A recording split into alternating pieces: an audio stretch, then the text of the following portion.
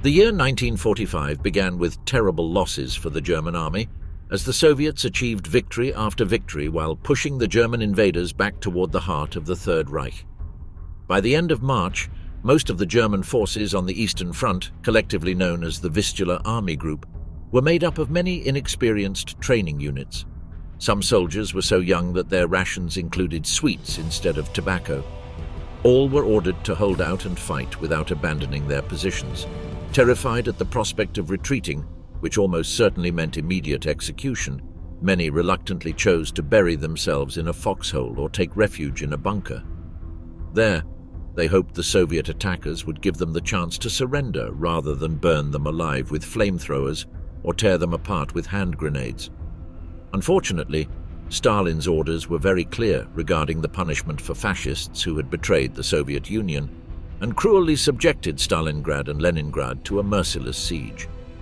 Moreover, facing these inexperienced and young German officers were the troops of General Gotthard Zhukov, Marshal of the Soviet Union.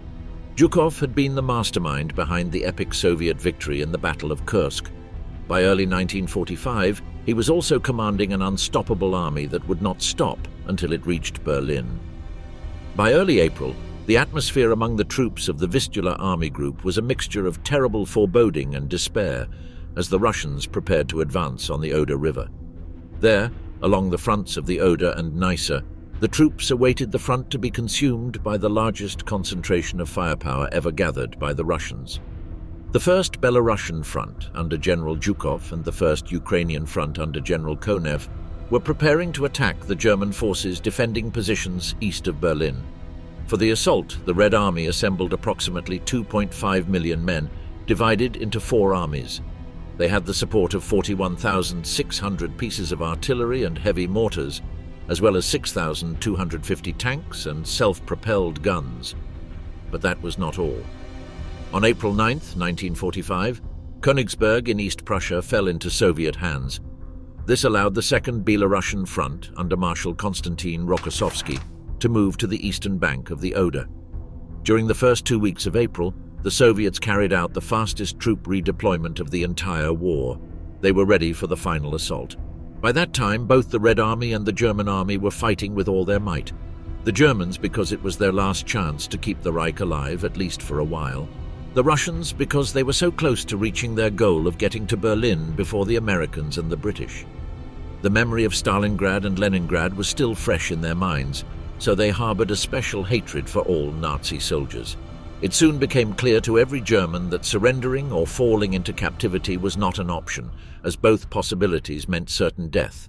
But while the Soviets had Zhukov, the Vistula Army Group was led by an experienced veteran of World War I, Gotthard Heinrici. Heinrici had received military training since 1905, when he was 19 years old. He was decorated during World War I, in which he fought on both the Eastern and Western fronts. Later, when Hitler came to power, Heinrici was promoted first to colonel and in 1938 to major general. It was not the first time Heinrici faced Zhukov in battle. They had already measured their forces during the Battle of Kursk in 1943. During the German retreat, Heinrici became famous for refusing to follow Hitler's orders to scorch everything in his path, including fields and civilian homes. This insubordination was punished with forced leave, ordered by Hermann Göring. However, in 1944, after only 8 months out of service, Heinrici was called back to fight for the Third Reich, but this time failure was not an option. Given the proximity of defeat, the Germans had good reason to fear that their soldiers would desert or surrender at the first opportunity. The Vistula Army Group issued orders, signed by Heinrici, stating that men from the same region should be separated, as it was believed that soldiers were more likely to betray strangers who tried to desert. Several German commanders of the 4th Panzer Army, facing the First Ukrainian Front under Konev, confiscated white handkerchiefs to prevent their men from using them as a signal of surrender. In some cases, soldiers caught attempting to desert were forced to dig trenches in no man's land. Many longed to slip away into the dense forests to surrender out of sight, hoping to avoid having their families punished according to the orders issued by Hitler. The German company commanders tried almost every means to persuade their soldiers to resist, but most of the young recruits, poorly trained and freshly sent to the front, were not easily convinced. They just wanted to survive. And with every inch the Soviets advanced, the prospects of doing so diminished. On the Seelow Heights, aside from some machine gun attacks, there was an apparent calm just before the storm. The German soldiers returning from the front line inspected and cleaned their weapons, ate and took care of themselves. Some sat down to write home, just in case the campaign mail service resumed. For many, their homes were already occupied by the enemy, and others had no idea where their families were. To make matters worse for the Germans, the Soviets were in a hurry. The race for Berlin had begun, and they didn't want to miss the opportunity to be the glorious nation that would finally defeat the Nazis. The plan was to launch the offensive on April 16th and take Berlin by April 22nd, Lenin's birthday. The operation on Berlin was not a bad plan. The problem was that the main bridgehead captured by the First Belarusian Front was right below the best defensive position in the entire region, the Seelow Heights. Later, Zhukov would admit that he had underestimated the strength of this position. The tasks facing the general staffs of the two main fronts involved in the operation were enormous. Russian gauge railroads had been quickly laid across Poland, and temporary bridges had been built over the Vistula River to transport the millions of tons of supplies needed, including artillery shells and rockets, ammunition, fuel, and food. These supplies, combined with the millions of soldiers on the battlefield, meant that the Germans were about to face the perfect storm. The Battle of the Seelow Heights, the final charge to Berlin. The Red Army tried to conceal the enormous attack that was about to unfold on the Oder and Neisse fronts, but this was nearly impossible due to the scale of the forces mobilized. Soviet troops numbered 2.5 million men, supported by 41,600 pieces of artillery and heavy mortars, as well as 6,250 tanks and self-propelled guns, in addition to 4 air armies. It was the largest concentration of firepower ever assembled. Meanwhile, the main Soviet generals held meetings to meticulously prepare for the attack. It was then decided that the First Belarusian Front under Zhukov and the First Ukrainian Front under Ivan Konev would attack on April 16th. To the north, the Second Belarusian Front under Konstantin Rokossovsky would cross the lower Oder. On April 14th, a combat reconnaissance was launched from the Kustrin bridgehead to test the strength of the German forces. It was a great success for the Red Army. Vasily Chuikov's 8th Guards Army managed to push back the 20th Panzer Grenadier Division of Major General Georg Scholze by 2 to 5 kilometers in some sectors. Reports from the Führerbunker claim that on that day, Hitler was so furious that he ordered all members of the division to be stripped of their decorations until they earned them back in combat. This expansion of the bridgehead also facilitated the buildup of forces. That night, the 1st Guards Tank Army began moving its brigades across the Oder River under the cover of darkness. Throughout the night, there was a constant flow of tanks, artillery pieces, trucks loaded with ammunition, and columns of soldiers. Soviet loudspeakers blasted music at high volume and propaganda exhortations in an attempt to cover the sound of tank engines, but the Germans knew what was happening, and they were terrified. Throughout April 15th, Red Army soldiers carefully observed the German positions to ensure that no last-minute reinforcements arrived and no strategic changes took place. Large chunks of ice continued to float down the Oder River, along with branches and debris caught in the remains of a destroyed railway bridge. In the pine forests on the eastern bank, cut branches camouflaged thousands of armored vehicles and artillery pieces. Although the Soviet commanders had no doubt that they would break through, they were extremely nervous about the possibility of the American and British armies reaching Berlin first. Such a scenario would not only be a humiliation, but something even worse. Berlin belonged to the Soviet Union both by the right of conquest and by the right of suffering. Each army commander had been warned that Stalin, their supreme commander, was eagerly waiting in the Kremlin for good news from the front. Only Zhukov, Konev, and a few of their closest collaborators knew that the entire strategy for the operation on Berlin was designed to encircle the city first and thus deter the Americans and British from entering it. An officer of the Grossdeutschland Guards Regiment, tasked with leading an improvised battalion, was able to observe that many of his young subordinates showed little willingness to fight in the name of National Socialism. Some even longed to be injured in order to be evacuated to a field hospital. The fear of immediate execution for disobedience kept them in their positions. subjected to mechanical discipline and without any real conviction. The discouragement within the German lines became evident when a Soviet loudspeaker began broadcasting messages from the positions of the Red Army. To the dismay of their superiors, numerous soldiers responded by shouting questions to the Soviets, showing an unusual interest in the living conditions behind enemy lines. The main concerns of the German fighters centered around their fate in the event of surrender. They wanted to know if they would be sent to Siberia and what treatment the civilians were receiving in the areas of Germany occupied by Soviet troops. These doubts reflected the growing skepticism about the cause they were supposedly defending and the desperation of a conflict that, for many of them, was already lost. The German officers in charge of the companies employed multiple strategies to convince their men to continue fighting.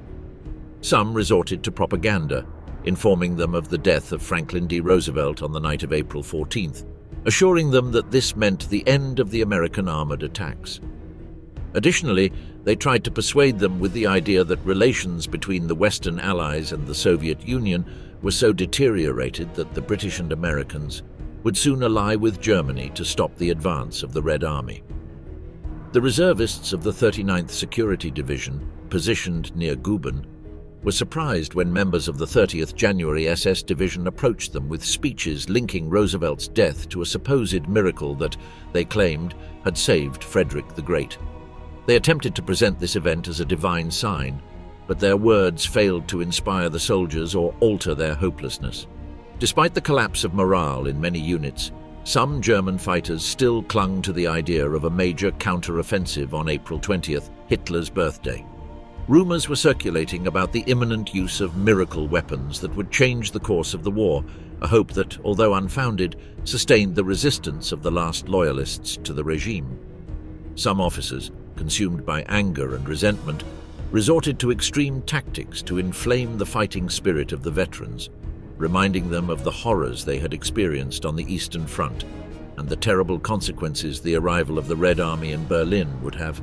In a letter to his wife, a senior lieutenant expressed the deep hatred that had taken root among the troops. "You can't imagine the level of fury that hangs in the air here. I swear we will settle the score. Those heartless ones who have violated women and children are going to face something they've never experienced. The brutality of those beasts is unbelievable. We have made a solemn vow. Each one of us will kill at least 10 Bolsheviks. May God give us the strength to carry it out." The fear of the Soviet advance was used by the commanders as a tool to stoke the soldiers' desire for revenge, many of whom were already on the brink of despair. The brutal propaganda and the desperate need to hold on to something that justified the fight made hatred the last resort to maintain morale in a war that was practically lost. From his forward position at the Reitwein outpost, General Vasily Zhukov, commander of the 8th Guards Army, had a privileged view of the Oderbruch and the Seelow escarpment. However, he did not like the presence of Marshal Georgy Zhukov, who had decided to join him to witness the initial bombardment and the first assault.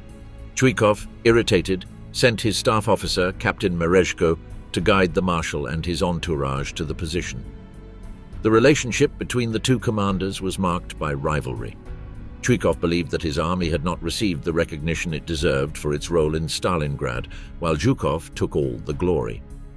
Additionally, recent comments by Zhukov about the delay in taking Poznan had irritated Zhukov, who had in turn criticized the slow offensive toward Berlin in February. The tension became evident when Zhukov's convoy arrived with headlights on, exposing their position from a great distance. Meanwhile, in the trenches of the Oderbruch, Soviet soldiers were preparing for the imminent offensive. Hot soup and vodka were served, while the campaign phones rang incessantly and messengers ran back and forth. In Zhukov's bunker, Zhukov's entourage tried to kill time by drinking tea, served by a soldier named Margot. The wait seemed endless. General Kazakov had deployed 8,983 pieces of artillery, with a density of 270 guns per kilometer, in addition to heavy howitzers and the feared Katyusha rocket launchers. With a reserve of 7 million shells, the First Belarusian Front began the bombardment with more than 1.2 million shots on the first day. The overwhelming firepower led Zhukov to underestimate the difficulty of the offensive, not foreseeing the resistance that the Germans would still offer in their last bastion before Berlin. Zhukov usually personally inspected the front line before launching a major offensive, as he preferred to assess the terrain firsthand. However, on this occasion, he primarily relied on the images captured by reconnaissance teams, largely influenced by the urgency of the situation. Under the cover of night on April 15th, most of the advanced German units had been withdrawn to a second defensive line, just before the expected Russian bombardment. In this defensive line, the troops had entrenched themselves deeply. Dozens of MG-42 machine gun nests were buried in the newly built fortifications to slow the attacking infantry. The MG-42 was considered by German soldiers as a formidable weapon and likely the best machine gun of World War II. As long as the gunners could keep their machine guns functioning, they were perfectly capable of holding off an attacking force many times their size. Additionally, just a few well-placed, well-hidden, and well-supplied MG-42s were enough to delay an entire enemy regiment for hours across a front of 5 or 6 miles. Along with the various MG-42 machine gun positions, there was a varied arsenal of anti-tank guns, such as the 5cm Pak 38, 7.5 cm Pak 40, 8.8 cm Pak 43, and the deadly 8.8 cm flak anti-aircraft guns, used both against ground and air targets. These weapons formed the backbone of the defense against the overwhelming number of Soviet armored vehicles and would play a crucial role in the final weeks of the war, despite the progressively dwindling ammunition supplies. In this second line, the soldiers waited for the Russians to arrive. Across the entire front, scattered between the 3rd and 9th armies, they had fewer than 700 tanks and self-propelled guns. The heaviest division, the 25th Panzer, had only 79 such vehicles. The smallest unit had just 2. The artillery was not in better shape, with only 744 pieces available. Ammunition and fuel supplies were in critical condition, and in some units the reserves had almost completely disappeared.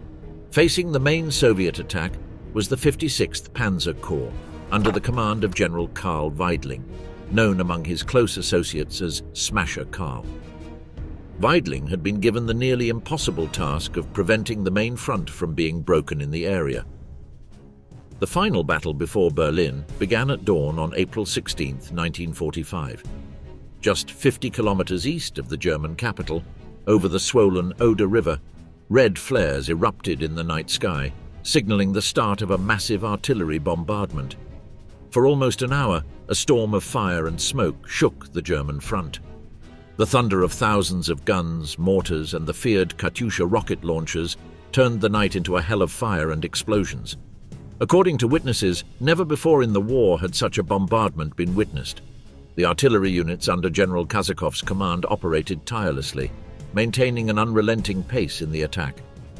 The entire area was illuminated by the glow of thousands and thousands of shots, a Soviet officer would recall. Amid the battle's chaos, a battery commander from the 3rd Shock Army described the impact of the bombardment.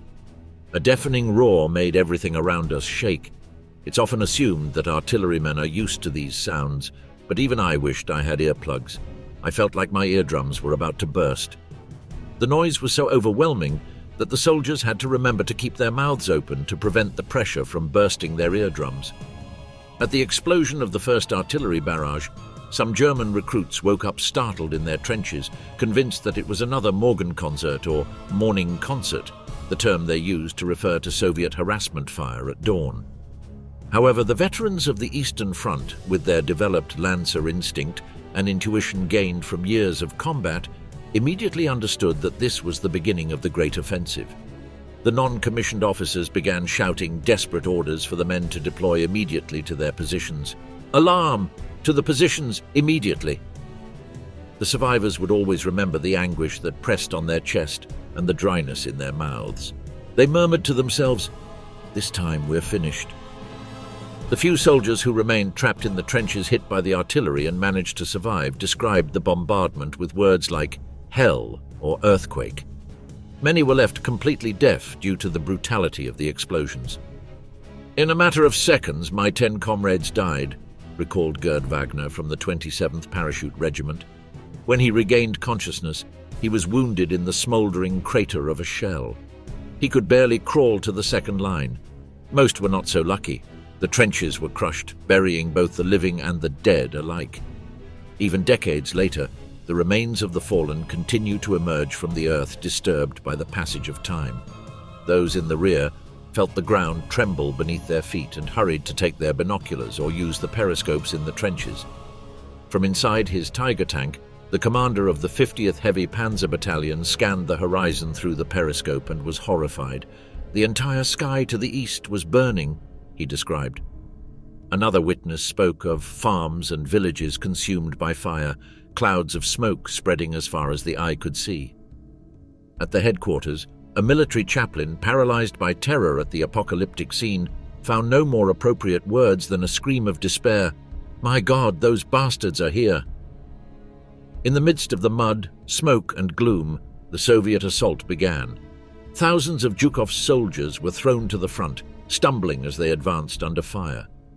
The artillery continued its destructive work, punishing the enemy positions just ahead of them and clearing the way for the attack. However, when the Red Army broke through the Seelow Heights at dawn on April 16th, the Germans were already prepared. From the top of the ridge, batteries of flak guns, hurriedly moved from the Western Front, unleashed a hail of fire on the Soviet troops. For hours, the shells and intense artillery fire swept through the waves of attackers, slowing their advance and sowing chaos among their ranks. As the battle intensified, the German resistance proved to be much stronger than anticipated. The noise was so overwhelming that the soldiers had to remember to keep their mouths open to prevent the pressure from bursting their eardrums. At the burst of the first artillery salvo, some German recruits woke up startled in their trenches, convinced that it was another Morgen concert or morning concert, the term they used to refer to Soviet harassment fire at dawn. However, the veterans of the Eastern Front, with their developed Lancer instinct and intuition gained after years of combat, immediately understood that this was the beginning of the Great Offensive. The non-commissioned officers began shouting desperate orders for the men to deploy immediately to their positions. "Alarm! To the positions immediately!" The survivors would forever remember the anguish pressing on their chest and the dryness in their mouths. They murmured to themselves, "This time we're finished." The few soldiers who were trapped in the trenches, hit by the artillery and managed to survive, described the bombardment with words like hell or earthquake. Many were left completely deaf due to the brutality of the explosions. "In a matter of seconds, my 10 comrades died," recalled Gerd Wagner from the 27th Parachute Regiment. When he regained consciousness, he was wounded in the smoking crater of a shell. He barely managed to crawl to the second line. Most were not so lucky. The trenches were crushed, burying both the living and the dead alike. Even decades later, the remains of the fallen continue to emerge from the earth, disturbed by the passage of time. Those in the rear felt the earth tremble beneath their feet and hurried to grab their binoculars or use the periscopes in the trenches. From inside his Tiger, the commander of the 50th Heavy Panzer Battalion scrutinized the horizon through the periscope and was horrified. The entire sky to the east was burning, he described. Another witness spoke of farms and villages consumed by fire, clouds of smoke spreading as far as the eye could see. At the headquarters, a military chaplain, paralyzed by terror at the apocalyptic scene, could find no words more appropriate than a cry of despair. "My God, those bastards are here!" In the midst of the mud, smoke and gloom, the Soviet onslaught began. Thousands of Zhukov's soldiers were thrown to the front, stumbling as they advanced under fire. The artillery continued its destructive work, punishing the enemy positions just ahead of them and clearing the way for the attack. However, when the Red Army broke through the Seelow Heights at dawn on April 16th, the Germans were already prepared. From the top of the ridge, batteries of flak guns hurriedly moved from the Western Front, unleashed a rain of fire on the Soviet troops. For hours, the shells and intense artillery fire swept through the waves of attackers, slowing their advance and sowing chaos among their ranks.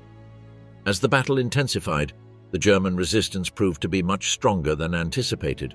By stopping the first Soviet attack, Heinrici's forces achieved something that few generals could have accomplished under the same conditions. They had far fewer men and supplies than the Russians.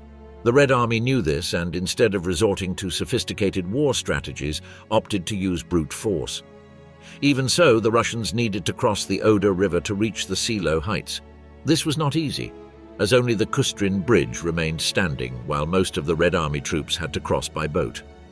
The 1st Polish Army had to cross the Oder under enemy fire. Their vanguard battalions used amphibious vehicles, American boats operated by young female soldiers, but most of the troops crossed in regular boats. The casualties during the crossing were high. Many assault boats had leaks and some sank, causing heavy losses. The German resistance was also fierce. When a battalion from the 12th Guards Rifle Division tried to cross, only 8 men managed to reach the western bank of the Oder. Once on the other side, the Red Army reorganized and waited. When the colored flares lit up the cloudy sky, the Soviet riflemen rose from the ground to advance. Zhukov, a general known for his brutality, sent the infantry through minefields that had to be cleared before his tank armies could advance. For him, it was preferable to lose a few riflemen than a single tank. The young German recruits and soldiers in training were paralyzed by panic due to the bombing and the searchlights. Only the veteran soldiers were preparing to open fire, but the problem was identifying a target in the thick river fog, mixed with smoke and dust suspended by the explosions of the shells. The defenders could hear the Russians calling to each other as they advanced, but it was impossible to see them. They also heard in the distance the roar of the Soviet tank engines struggling to move forward. Even the wide tracks of the T-34 had difficulty moving through the mud of the flooded plain. The terrain was so shattered by the massive bombing that the Soviet anti-tank guns and division artillery had a hard time keeping up with the infantry. This was especially true for the Katyusha rocket launchers mounted on trucks. However, the Guards mortar regiments, who operated the Katyushas, watched with satisfaction as the first German prisoners were sent to the rear. Enormous vehicle traffic jams formed in the mud, waiting for Zhukov's 8th Guards Army to achieve a breakthrough on the front. But the advance that morning had been extremely slow. Zhukov, from his observation post, was beginning to lose patience, throwing insults and threatening to demote the commanders. He had a violent argument with General Zhukov in front of the staff officers, as the 8th Guards Army was stuck at the Oder Bridge just below the escarpment. By noon, a more desperate Zhukov, undoubtedly fearing his next radio conversation with Stalin, decided to change his operational plan. The tank armies were not to advance until the infantry had broken the German defensive line and reached the Seelow Heights. But he could not wait any longer. Zhukov was horrified at the chaos this would generate, but Zhukov remained firm. At 3 p.m. he called Moscow to speak with Stalin. Stalin listened to his report and reprimanded him for underestimating the enemy, but still accepted his change of plans. However, everything depended on the results. If he failed, a grim future might await him in the motherland. In the afternoon, Katukov was ordered to attack with the 1st Guards tank army towards Seelow, while Bogdanov's 2nd Guards tank army was ordered to advance toward the Neuhardenberg sector. However, this premature tank movement meant that the close support artillery, which the rifle divisions had been demanding to neutralize the German fortifications, could not advance due to the condition of the terrain. As Zhukov had predicted, chaos ensued, with thousands of armored vehicles piled up at the bridgehead. Coordinating the different formations and units became a nightmare for the traffic officers. On the Soviet right flank, Bogdanov's tanks suffered heavy losses due to the 88mm guns entrenched in Neuhardenberg, as well as fierce counterattacks by small groups armed with Panzerfausts. The vanguard brigades of Katukov on the left flank were in for one of the worst surprises as they advanced along a road southeast of Seelow. A devastating armored battle began when they encountered the fearsome tigers of the SS Panzer Battalion 502, which held the defensive line.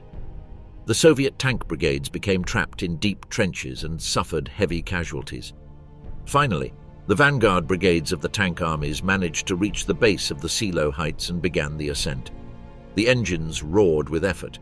In many places, the slope was so steep that the tank commanders had to find alternative routes. This frequently led them to accidentally run into German strongpoints, where they became easy targets for the powerful Panzerfausts and 88mm gunfire.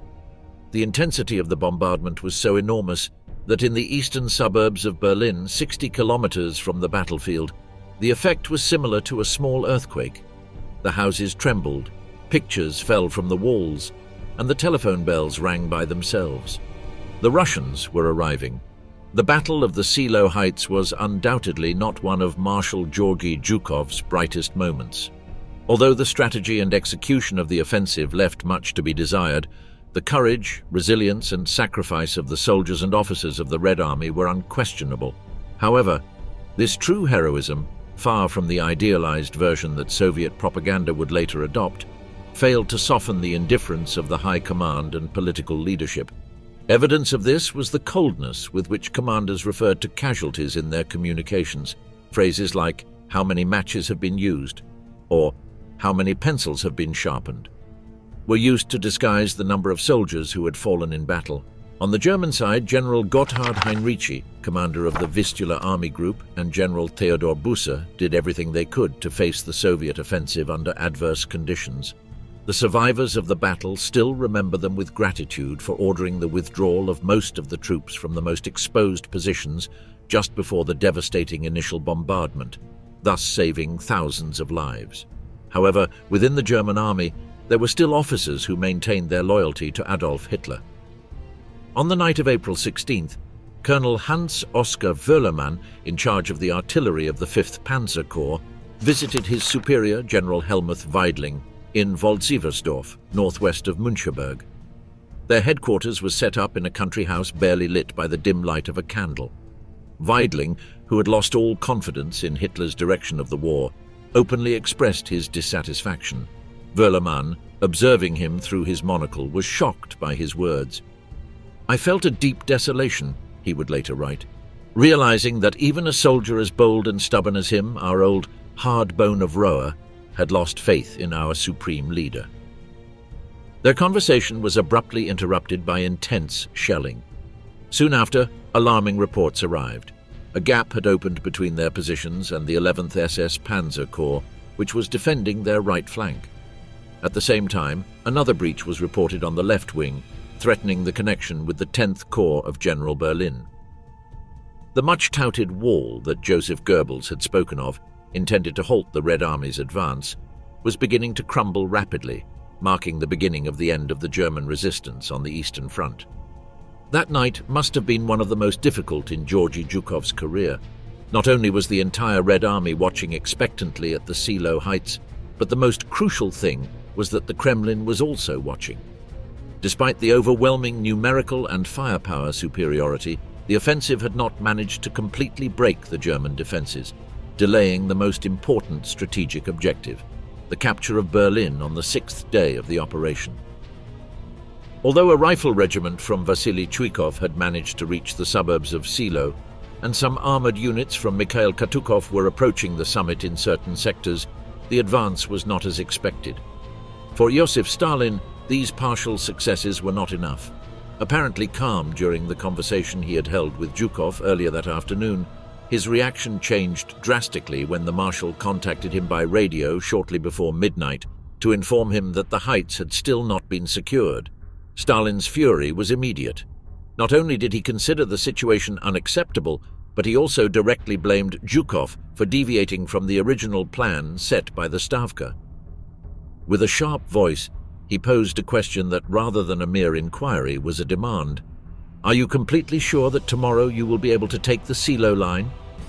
"Tomorrow, April 17th, before the end of the day," Zhukov responded, struggling to maintain his composure. "We will have broken the defense of the Seelow Heights.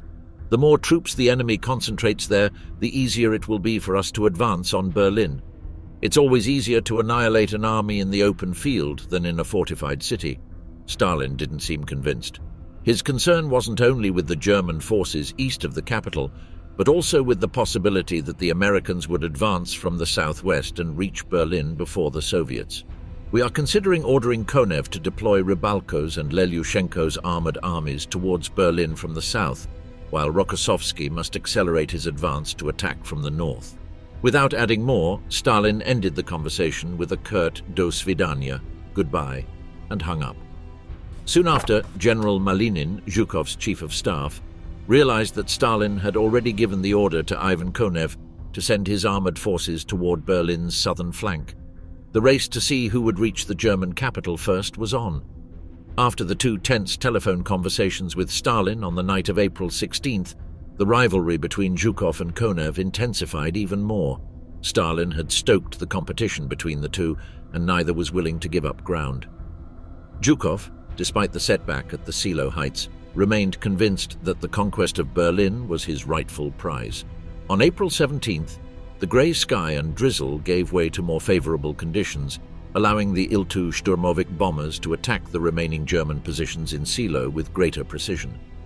Throughout the Oderbruch and up to the escarpment, villages, towns and farms burned uncontrollably. Soviet artillery and aviation bombarded any structure that could house an enemy command post.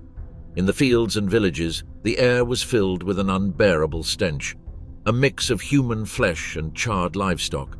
In many farms, animals trapped in the fires died of suffocation or were incinerated with no chance of escape. Behind the German lines, the field hospitals were overwhelmed. Doctors struggled to attend to the growing number of wounded.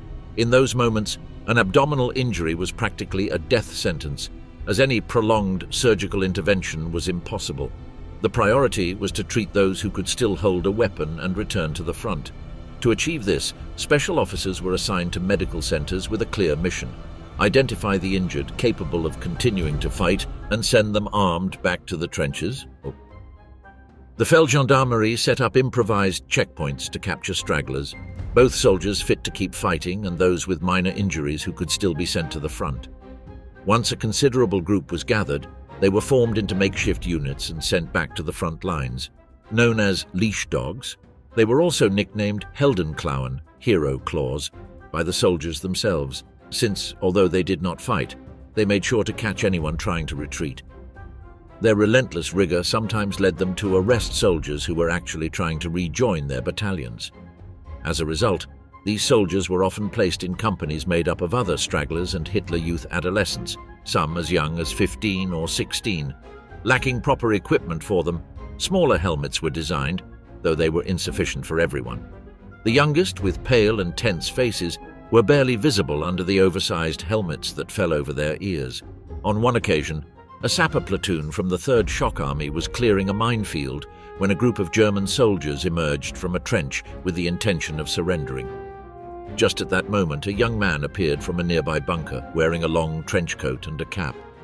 He fired a burst with his submachine gun, but when he saw I didn't fall, he dropped the weapon and started crying, shouting desperately, "Hitler kaputt, Stalin gut," Captain Sulyanishvili recalled. I couldn't help but laugh, and I gave him a single punch in the face. Poor kids. I felt so sorry for them. The most fanatical members of the Hitler Youth were often those who had lost their homes and families to the Red Army in the East.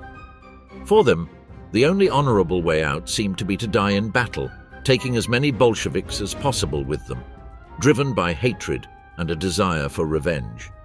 Despite the relentless pressure from the Red Army, the combat capability of the German army had not completely collapsed, something that Zhukov and his troops discovered at a high cost.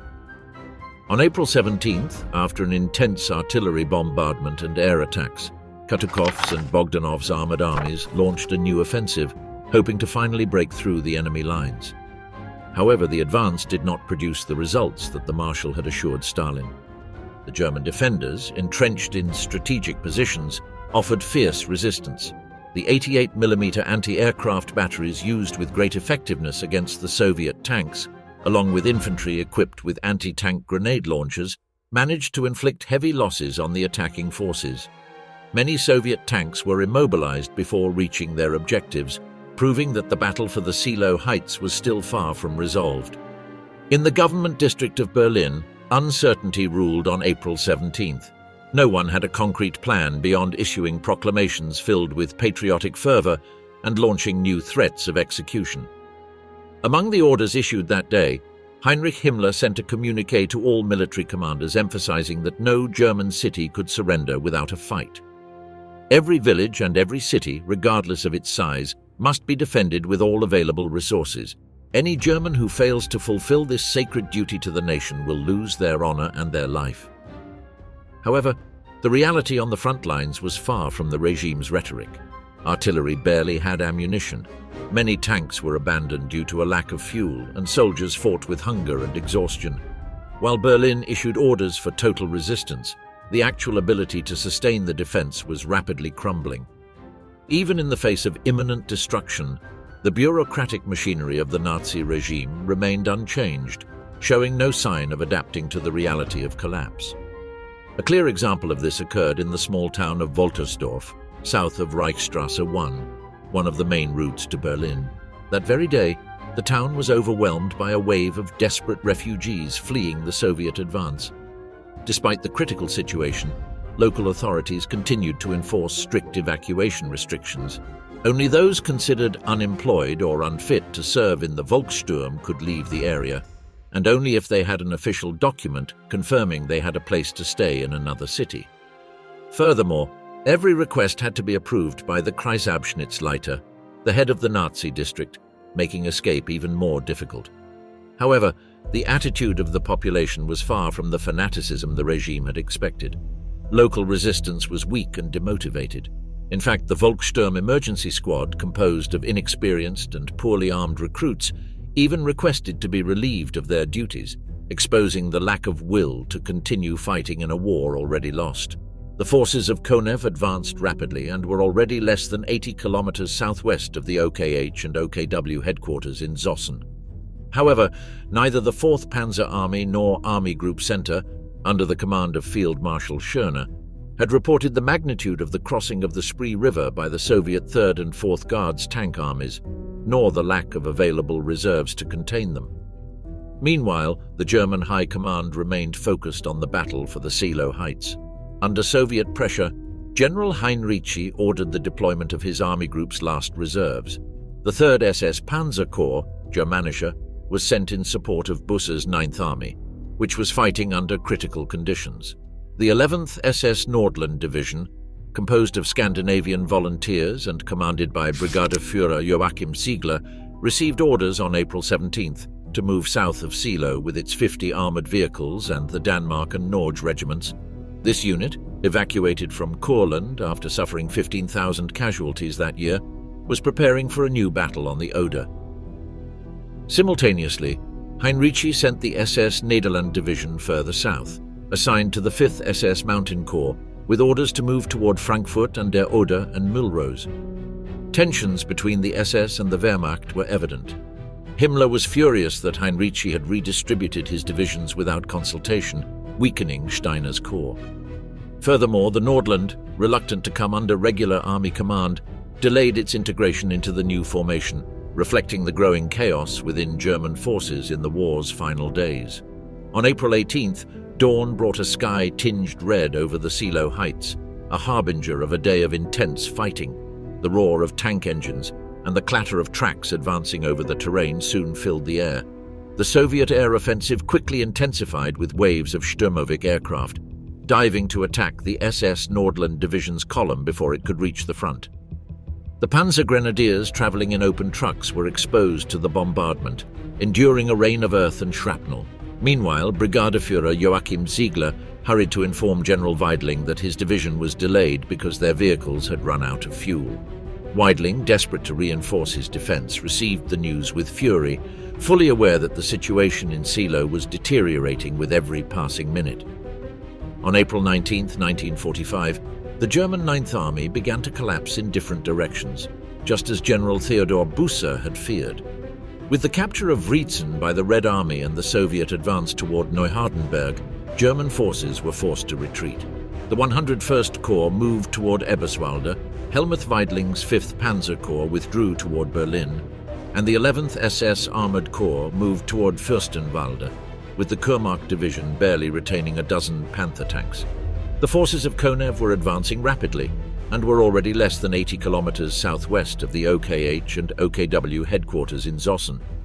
However, neither the 4th Panzer Army nor Army Group Center, under the command of Marshal Schörner, had reported the scale of the 3rd and 4th Guards tank armies' crossing of the Spree River, nor the lack of available reserves to contain them. Meanwhile, the German High Command remained focused on the battle for the Seelow Heights. Under Soviet pressure, General Heinrici ordered the deployment of his army group's last reserves. The 3rd SS Panzer Corps, Germanische, was sent to support Busse's 9th Army, which was fighting under critical conditions. The 11th SS Nordland Division, composed of Scandinavian volunteers and commanded by Brigadeführer Joachim Ziegler, received orders on April 17th to move south of Seelow with its 50 armoured vehicles and the Danmark and Norge regiments. This unit, evacuated from Courland after suffering 15,000 casualties earlier that year, was preparing for another battle on the Oder. Simultaneously, Heinrici sent the SS Nederland Division further south, assigned to the 5th SS Mountain Corps, with orders to move toward Frankfurt an der Oder and Milrose. Tensions between the SS and the Wehrmacht were evident. Himmler was furious that Heinrici had redistributed his divisions without consulting, weakening Steiner's corps. Additionally, the Nordland Division, reluctant to be placed under regular army command, delayed its integration into the new formation, reflecting the growing chaos within the German forces in the final days of the war. On April 18th, dawn brought a sky tinged red over the Seelow Heights, a harbinger of a day of intense fighting. The roar of tank engines and the clatter of tracks advancing over the terrain were soon heard. The Soviet air offensive quickly intensified, with waves of Sturmovix diving onto the SS Nordland Division's column before it could reach the front. The Panzer Grenadiers travelling in open trucks were exposed to the bombardment, suffering a hail of earth and shrapnel. Meanwhile, Brigadeführer Joachim Ziegler rushed to inform General Weidling that his division was delayed because its vehicles had run out of fuel. Desperate to reinforce his defences, Weidling received the news with fury, fully aware that the situation at Seelow was worsening by the minute. On April 19, 1945, the German Ninth Army began to collapse in different directions, just as General Theodor Busse had feared. With the Red Army's capture of Rietzen and its advance toward Neuhardenberg, German forces were forced to retreat. The 101st Corps moved toward Eberswalde, Helmuth Weidling's 5th Panzer Corps withdrew toward Berlin, and the 11th SS Panzer Corps moved toward Fürstenwalde, with the Kurmark Division barely maintaining a dozen Panther tanks. That same day, the 1st Guards Tank Army and the 8th Guards Army advanced from Seelow along Reichsstrasse 1 toward Müncheberg. The remnants of the 9th Parachute Division, reorganized just a day earlier, once again fled in panic, shouting, "The Russians are coming!" The SS Nordland Division, which had finally reached the front, managed to regroup some of these paratroopers and led an initially successful counterattack. However, the retreat quickly turned into chaos, with German troops and civilian refugees mixed into a disorganized column, while officers tried to maintain order with shouts and threats. Along the road, the Feldgendarmerie and SS units executed suspected deserters without any formal record, hanging some of the condemned from trees. The Hitler Youth was no exception to this brutal repression. It is estimated that between 10,000 and 25,000 German soldiers were executed for cowardice in 1945.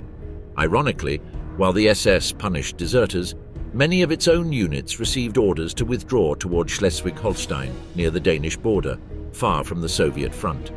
However, they were unaware that on that same day, the British Second Army had reached the Elbe River, further sealing the fate of the Third Reich. On April 19, 1945, the day dawned with clear skies, allowing the Soviet Air Force to operate with precision over the battlefield. Every time the Sturmovix attacked, soldiers and civilians threw themselves into ditches to avoid being hit. In nearby villages, terrified women and girls begged German soldiers to take them along. Meanwhile, the situation at the front was rapidly deteriorating. What remained of the 10th Corps battalions was retreating in disarray toward Bernau, north of Berlin, after losing more than three-quarters of their troops. The soldiers, exhausted and starving, could barely stand, and many fell into deep sleep whenever they rested, only to be kicked awake by their officers. Communication was non-existent, with radios and field telephones abandoned, and defensive lines were practically unrecognizable despite officers' desperate attempts to reorganize the stragglers. With the collapse at the Oder, General Heinrici focused his attention on the last defensive line between the Baltic and the Hohenzollern Canal, while von Manteuffel, flying over the area in a reconnaissance plane, could clearly see the Soviet preparations. That same night, Marshal Rokossovsky informed Stalin that his offensive would begin at dawn on April 20th, preceded by an intense bombardment. Although Stalin had initially downplayed the importance of Rokossovsky's Second Belarusian Front, The urgency to ensure Berlin's fall led him to change his stance, pressing for his troops, newly arrived from Danzig and the Vistula, to accelerate their deployment and tighten the encirclement of the Reich's capital. Chaos before the arrival of the Red Army in Berlin. Hitler's orders were clear: resist at all costs. With the Ninth Army deprived of all freedom of movement, its destruction was inevitable.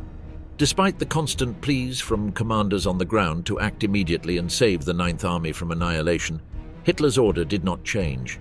From the Führer's headquarters, now buried 18 meters beneath the devastated streets of Berlin, a message was sent to Busse, sealing the fate of his army. The Ninth Army must hold its position. This only meant one thing: they would be crushed by the enemy. By April 22nd, Busse's forces were nearly completely surrounded and on the brink of total annihilation. Despite orders from Hitler's headquarters to not abandon the Oder defense line, Busse, with most of the Ninth Army, about 80,000 soldiers, began a retreat southwestward, advancing toward the Spree Forest in a desperate attempt to link up with Walter Wenck's 12th Army. Within days, the Ninth Army, still fighting tenaciously to reach Wenck's forces, was completely surrounded and under constant Soviet bombardment day and night. It wasn't long before the entire northern flank of the army collapsed. The remnants of the unit began to move through roads, paths, and fields, trying to escape the massacre. During their exhausting journey, the exhausted troops entered a forest near the large village of Halbe. It was there that the survivors of the Ninth Army would face what many of them would call the Halbe Massacre. To the north of the forest, while Busse's forces fought in vain to avoid annihilation within the Halbe forest, fighting intensified as Soviet forces closed in on Berlin. By April 25th, the capital was completely surrounded, and the next day 500,000 Soviet soldiers began to brutally fight their way through the city. Under the Reich Chancellery building, Hitler remained obsessed with saving his ruined capital, and had already ordered the remnants of the 3rd Panzer Corps SS under General Felix Steiner to attack immediately from their positions in Eberswalde. Their mission was to advance southward and cut off the Soviet offensive against Berlin. On Hitler's map, the plan seemed brilliant, but in reality it was impossible to gather enough forces for Steiner's corps to even operate. Steiner himself wrote that the troops at his disposal couldn't even form a weak army corps. Furthermore, he was aware that his attack would receive no support, as the Ninth Army was completely surrounded and the 12th Army practically no longer existed. Hitler's reinforcements consisted of fewer than 5,000 personnel from the Air Force and the Hitler Youth, all armed only with light weapons. The city was doomed. In the following week, the Battle of Berlin became hell. True to their motto, "My honor is my loyalty," the soldiers of the Waffen-SS fought fiercely alongside members of the Hitler Youth, the Air Force, army troops, and various urban paramilitary units. These fanatical soldiers were ordered to fight to the death, and anyone caught deserting or avoiding their duty was executed on the spot by Heinrich Himmler's personal escort battalion and hanged from the nearest lamppost. However, even in the final days of the war, the army and the SS proved to be an effective, formidable, and ruthless war machine. Despite a lack of supplies and weaponry, they managed to temporarily halt several Soviet attacks. During the final days of the Third Reich, Hitler became obsessed with the idea that fanatical aggression could still bring victories. In some sectors, his strategy of extreme resistance succeeded in delaying the Soviets, but at a devastating cost in men and resources. Nevertheless, the intense battles around Berlin slowed the advance of the Red Army, immobilizing a large number of Soviet troops and armored vehicles. Moreover, this resistance prevented much of the Red Army from reaching the Baltic Sea, which the Germans believed would seriously affect the U-boat training program. The Baltic Sea had been a key route throughout the war for transporting essential supplies to Army Group North, and without this vital artery, German operations would have been severely impacted. Hitler made it clear that it was imperative for the troops to hold the line and engage in a static war of attrition until other areas of the Eastern Front could stabilize. Geographically, the battle east of Berlin was a key defensive operation for the Germans. Every soldier was aware of the importance of holding on to every inch of possible ground and continuing to fight until their last breath to prevent the total collapse of the front. However, slowly and systematically, The Red Army wore down and decimated the German forces, forcing them to retreat further and further into the heart of the Reich, fighting with desperate resistance wherever they could. When the last German troops were finally expelled from Russian and Baltic soil, the Red Army proclaimed itself the conqueror of fascism. Now, their next mission was to penetrate into Germany and capture Berlin. The battle for the Reich capital was one of the most monumental campaigns for the Soviets, and the death toll on both sides was staggering.